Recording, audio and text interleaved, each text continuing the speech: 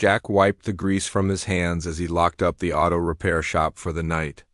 The neon signs of New Terra City flickered to life above him, casting purple and blue shadows across the rain-slicked streets.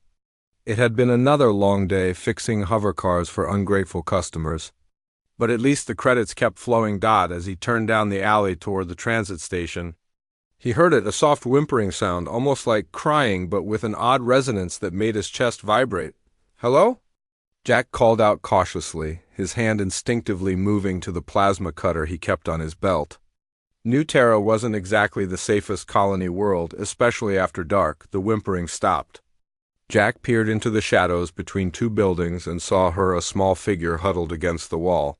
No more than 7 or 8 years old by human standards.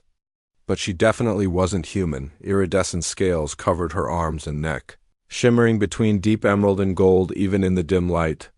2 small horns protruded from her forehead, and her eyes, those massive, tear-filled eyes, glowed with an inner amber light.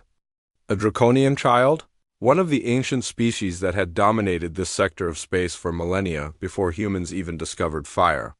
"Hey, it's okay," Jack said softly, kneeling down slowly. "Are you lost?" The dragon girl nodded, fresh tears streaming down her scaled cheeks. I can't find Mama," she said in heavily accented common tongue. "We were at the market and I saw the pretty lights and then she was gone."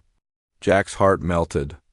Despite all the propaganda about the superior draconian empire, despite their reputation for ruthlessness and their disdain for younger species, this was just a scared kid. "What's your name, sweetheart?" "Emma," she sniffled. "Emma Velcarthax." Jack's eyes widened slightly.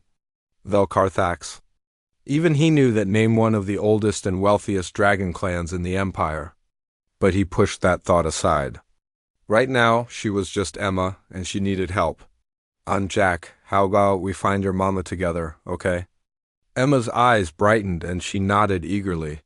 She reached out her small, clawed hand, and Jack took it without hesitation. Her scales were warm to the touch, warmer than human skin, and he could feel the barely contained power thrumming beneath them. Even as a child, draconians were formidable. "Can you remember where you last saw her?" Jack asked as they walked back toward the main boulevard. The spice market? With all the colored tents? "I know the place." "Come on." As they walked, Emma gripped his hand tighter. Other pedestrians, humans, draconians, and various other species gave them odd looks. It wasn't every day you saw a human mechanic holding hands with a dragon child.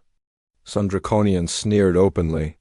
Humans weren't exactly respected in this part of the galaxy. "Why are you helping me?" Emma asked suddenly, her voice small. Jack looked down at her, surprised. "Why wouldn't I? Mama says most humans are scared of us. That they don't like us because we're stronger and live longer and have more ... double quote." She struggled for the word. "Power?" Jack supplied gently. She nodded. Jack smiled sadly. "Well, your mama's not entirely wrong. A lot of humans are intimidated by draconians. And honestly, a lot of draconians look down on humans. But you know what I think?" "What?" "I think that when someone needs help, really needs help, none of that other stuff matters. You're just a kid who's lost and scared. I'd help any kid in that situation."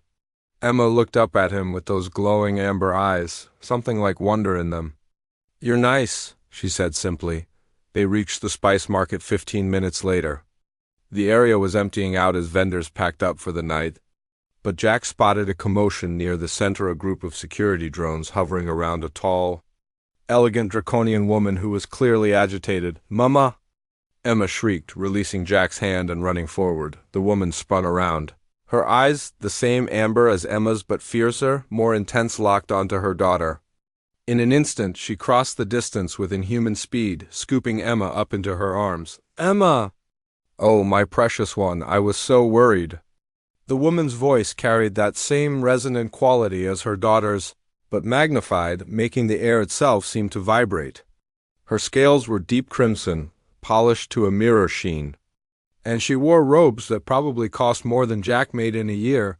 Then those fierce eyes turned to Jack, and he suddenly understood why draconians were feared across the galaxy. The intensity of that gaze could have melted steel. You, she said, her voice dropping to a dangerous purr. You found my daughter. Jack swallowed hard but held his ground. She was lost. I just helped her find you. The woman studied him for a long moment, her expression unreadable. The security drones beeped nervously around them. Then, slowly, she set Emma down and stepped toward Jack. He resisted the urge to step back.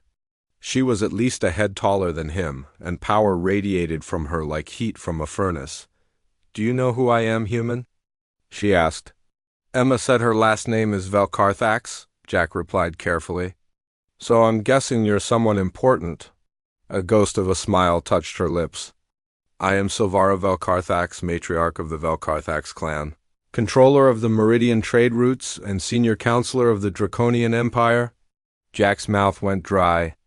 This wasn't just wealthy, this was galactic power broker wealthy. And you, Silvara continued, are a human mechanic who stopped to help a lost dragon child when most of your species would have walked past. And most of mine would have expected you to. It was the right thing to do, Jack said simply. Silvara regarded him for another long moment. Then she did something that shocked him. She bowed her head, a gesture of deep respect in Draconian culture. Jack the Mechanic, she said formally. The Velkarthax clan owes you a debt, and we always repay our debts. Before Jack could respond, she pulled out a crystalline card and pressed it into his hand. This is my personal contact. I will see you again soon. Very soon, her smile widened, showing perfectly white, razor-sharp teeth. After all, anyone who treats my daughter with such kindness deserves proper ... recognition. As Jack stood there, stunned, Emma hugged his leg one more time. Thank you, Jack, she whispered. You're my favorite human.